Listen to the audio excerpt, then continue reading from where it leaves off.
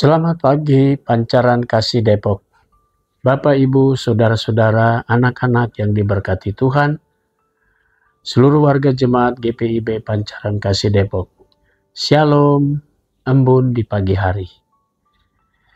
Pagi hari ini kita semua dapat melihat kembali sebuah karya Tuhan yang indah, yaitu alam ciptaan yang Dia sudah perlihatkan pada kita ketika kita semua membuka mata dan menikmati segala karunia Tuhan yang indah. Bukan hanya itu, Tuhan pun juga menunjukkan kasih-Nya, karunia-Nya yang besar buat kita semua di pagi hari ini, untuk kita berkarya, beraktivitas, dan karena itu kita diberikan kekuatan tubuh yang sehat. Sebelum kita melangkah, mari kita perlengkapi diri kita dengan firman Tuhan, supaya kita dapat tetap teguh dan tetap setia di dalam memberlakukan kehendak Tuhan. Mari kita satu dalam doa. Bapa di surga, kami mengucap syukur Engkau sudah pelihara kami, dan kini pagi hari ini kami akan beraktivitas. Namun sebelumnya Tuhan perlengkapi kami dengan Roh Kudus-Mu di saat kami akan mendalami firman-Mu, sehingga kami dapat mengerti akan firman Tuhan dan kami berlakukan dalam setiap karya kerja kami hari ini. Bersabdalah ya Tuhan, kami siap mendengarkannya. Demi nama Tuhan Yesus, firman yang hidup, kami berdoa. Amin. Bapak, Ibu, Saudara-saudara, dan anak-anak yang diberkati Tuhan, pembacaan Alkitab kita pagi hari ini terambil dalam surat Paulus kepada jemaat di Roma, pasalnya yang ketiga, ayatnya yang ke-9 sampai dengan ayatnya yang ke-18. Penekanannya pada ayatnya yang ke-18 yang berkata, rasa takut kepada Allah tidak ada pada mereka. Demikian sabda Tuhan. Judul yang menjadi landasan renungan kita berkata, firman sebagai dasar hidup. Bapak, Ibu, Saudara-saudara, dan anak-anak, kali ini Rasul Paulus ingin menegaskan hal yang lain. Manusia sebagai pembohong itu pada ayat sebelumnya. Tetapi pada ayat ini Paulus ingin menegaskan kembali bahwa semua manusia tidak ada yang benar di mata Allah. Karena manusia sudah berdosa sejak Adam dan Hawa. Manusia sudah jauh dari rancangan Tuhan. Karena manusia ingin bebas dan ingin tidak mau terikat pada aturan-aturan Tuhan. Sehingga mereka berpikir bahwa jauh dari Tuhan atau lepas dari Tuhan, maka mereka bisa berbuat apa-apa. Justru jauh dari Tuhan, mereka dekat akan kematian, dekat dengan kebinasaan. Dan karena itu, Paulus dalam suratnya ini ingin menegaskan kembali bahwa sejujurnya kalau kita mau berkata jujur di hadapan Tuhan, tidak ada satu manusia pun layak di mata Tuhan. Manusia semua berdosa. Manusia berjalan menurut kemauannya sendiri, bukan lagi menurut kehendak Allah. Dan itu semua Paulus berikan kepada jemaat di Roma, menasehatkan supaya tidak ada lagi yang menganggap sebagai bangsa yang sangat diberkati Tuhan dan bangsa yang akan dihukum Tuhan.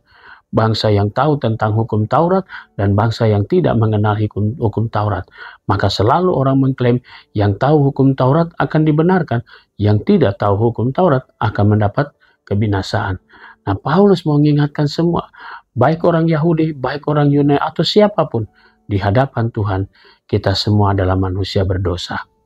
Dan karena itu, Yesus harus hadir dalam dunia ini sebagai manusia, supaya kemanusiaannya kita yang sudah berdosa, sudah rusak gambar dan rupa Allah pada diri setiap orang, maka dibenarkan melalui pengorbanan Kristus. Sehingga tidak ada lagi yang menganggap dirinya berjasa dalam karya keselamatan Tuhan. Tapi lihatlah dalam terang kasih Kristus, maka semua orang yang tadinya berdosa dilayakan dan dibenarkan oleh Kristus. Bapak, Ibu, Saudara-saudara yang Tuhan Yesus kasihi, kadang untuk melihat diri sendiri begitu sukarnya. Maka seorang filsuf masa lalu mengatakan, kenalilah dirimu sendiri. Sebuah ajakan untuk kita menyadari bahwa kita bisa menjadi seperti ini bukan karena jasa kita, tapi karena pengorbanan Kristus. Kita sudah dibenarkan di hadapan Tuhan bukan karena persembahan kita yang begitu banyak, tapi karena Yesus lebih dulu mempersembahkan dirinya untuk pengorbanan dan penebusan dosa kita. Sehingga tidak ada satu manusia yang menganggap dirinya bahwa dia dibenarkan karena perbuatannya, tapi karena kasih Tuhan. Tidak ada satu manusia pun yang kemudian menyombongkan dirinya bahwa dia dibenarkan karena cara berpikir dia. Bapak, Ibu, saudara-saudara, dan anak-anak yang diberkati Tuhan, dalam kehidupan beriman kita harus kita akui bahwa Yesuslah yang melayakkan saudara dan saya untuk terus bersaksi tentang kebenaran, karena kita sudah dibenarkan lebih dulu melalui pengorbanannya. Karena itu kita diutus untuk menyatakan kebenaran itu, bahwa semuanya kebenaran itu terjadi karena di pihak Allah, karena melalui Yesus Kristus. Jadi saudara-saudara yang Tuhan Yesus kasihi, itu karena tidak ada satu manusia pun yang memiliki rasa takut. Karena itu, Yesus mau mengajak kita semua. Firman Tuhan mau mengingatkan saudara dan saya. Mari, kita yang tadinya tidak layak sudah dilayakkan karena Kristus. Jangan pernah menolak. Jangan pernah kita enggan melakukan hal yang baik. Jangan kita juga malas-malasan dalam memperlakukan rancangan atau kehendak Tuhan. Karena semuanya sudah ditebus melalui pengorbanan Kristus. Jangan sia-siakan hidup kita.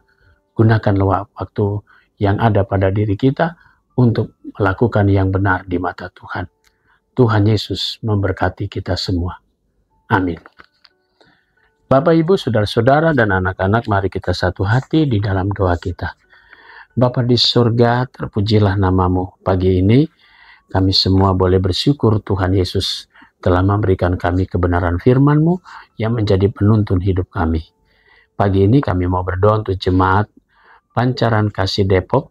Secara khusus kami berdoa untuk sektor Bethlehem, keluarga Bapak Mikael Growlit Parulian Siringgo-Ringgo, keluarga Bapak Odo Welem Mondoringin, keluarga Bapak Pandika Adi Wijaya, keluarga Bapak Filipus Kalajukin, keluarga Bapak Filipus Firianto, dan keluarga Bapak Peter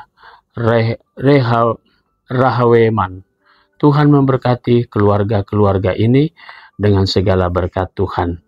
Kami berdoa untuk jemaat Tuhan yang sakit, sektor Yerusalem, Ibu Yece Lian Kolut, Bapak Nikolas Tuaidan, Oma Yosepin Huai, Ibu Nurhaina Pasaribu, dan Bapak George Serhalawan. Tuhan memberkati saudara-saudara kami, orang-orang tua kami, dalam keterbatasan dan kelemahan tubuh mereka.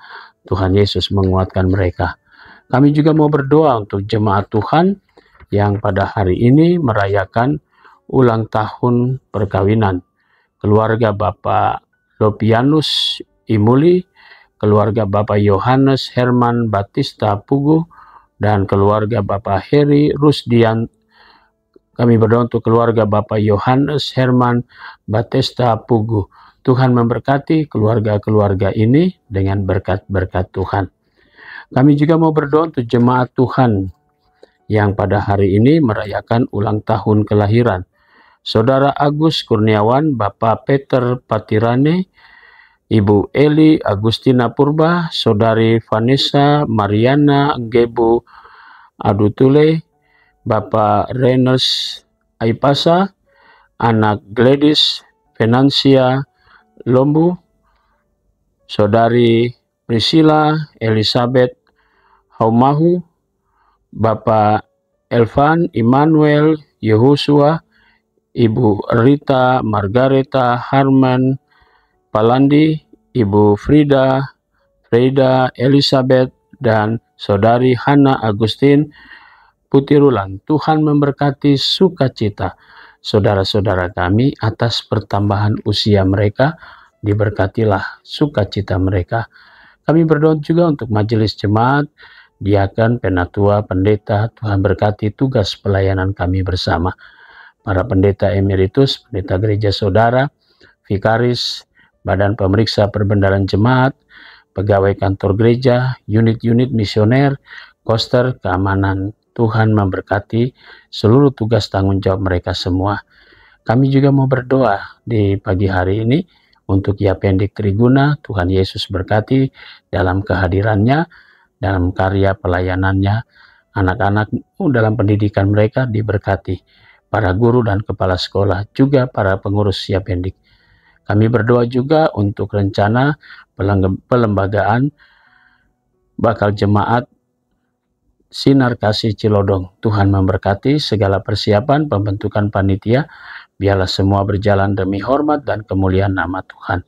Terima kasih ya di surga, kami mau serahkan seluruh warga jemaat-Mu ke dalam tangan kasih setia Tuhan Yesus. Ampunkan dosa kami, inilah doa syukur kami, di dalam nama Tuhan Yesus, kami sudah berdoa dan mengucap syukur kepada Bapa di surga. Amin. Selamat pagi, selamat berkarya, Tuhan memberkati saudara.